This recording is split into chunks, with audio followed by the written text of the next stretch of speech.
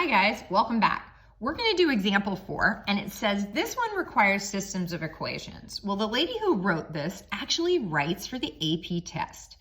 So, interestingly, when I sat down and did this, I started thinking about using a system, but then I used a logic, and I didn't even need systems of equations. Now, I think I've told many of you that there's usually 4, if not more, ways of solving systems of equations.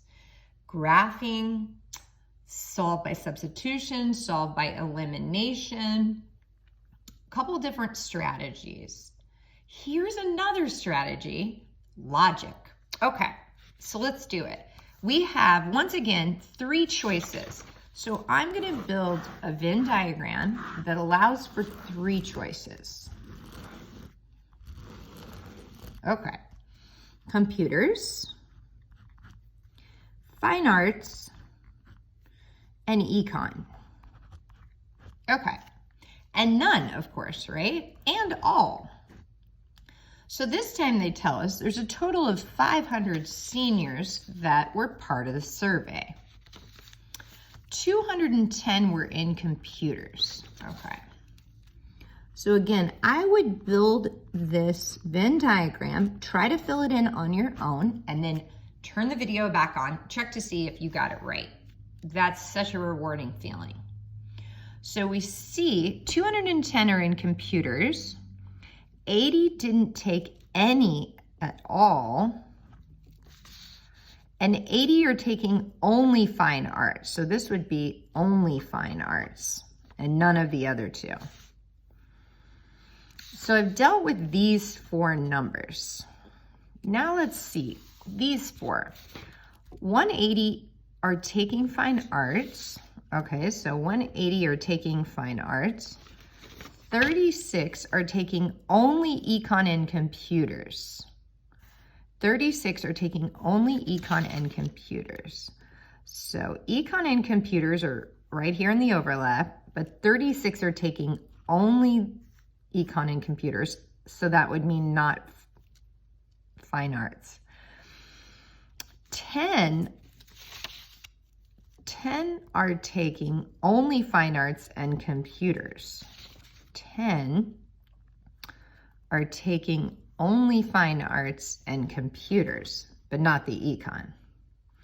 220 are taking econ. Now, when I went to the training, they had us building all sorts of interesting formulas. So they're like, okay, well, anytime you see an unknown, you could put a variable. So we could call this X, Y, Z, or A, B, C, D. And everything in this circle should add up to that. Everything in this circle should add up to that. Everything in this circle should add up to that. But there's a workaround using logic. And but most math has multiple solution paths. So here's kind of maybe how you would think about setting up everything in the one circle, 2 unknowns plus the 36 and 10, or the other circle that has 180, the fine arts circle, everything in that circle has to add up to 180. The 220 econ circle has to add up to 220. And then don't forget, everything has to add up to the 500. So all those 8 raw numbers. So you can create equations, but I had figured out a way using logic. So let's see how I made that work. If I think about it for a minute, I know what these 4 add up to, right? Everything in this circle has to add up to 220. So everything in this circle is 220 plus this one, this one, this one, this one. All of those add up to 500. So if you think about it, I only have 1 number missing, which is really pretty handy. 220 plus these 4 numbers have to add to 500. So I can work backwards from there. Pretty neat. And I don't know if I even shared that with the teacher, but it was just something I figured out using some of our strategies. So 500 minus 80 minus 10 has to be 330 minus these 220,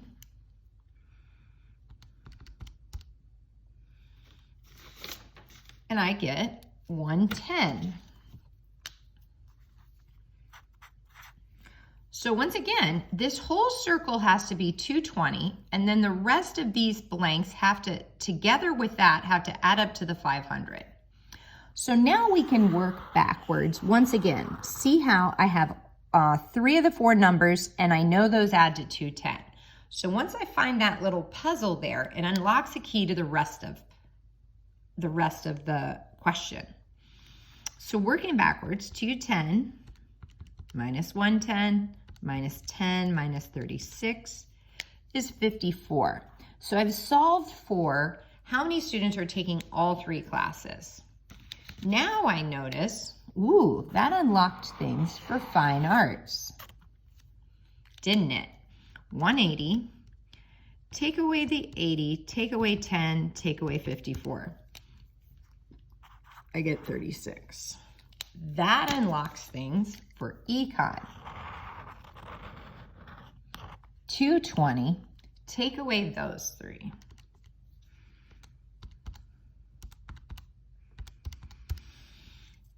And I get 94. Now the whole puzzle is unlocked, and we should double check our answers. Everybody in here is 220 plus the 110 plus 10 plus 80 plus 80 adds up to 500. This definitely adds up to 500. So we can use this to answer these 3 questions. So let's do it.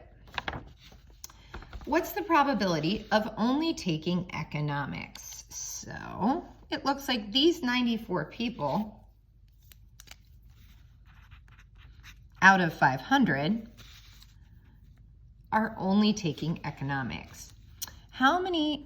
What is the probability of economics and fine arts? So economics and fine arts. Well, that's these 54 and these 36 are taking both classes. So that is the 54 and those 36 out of the 500. So that is a total of 90 out of 500.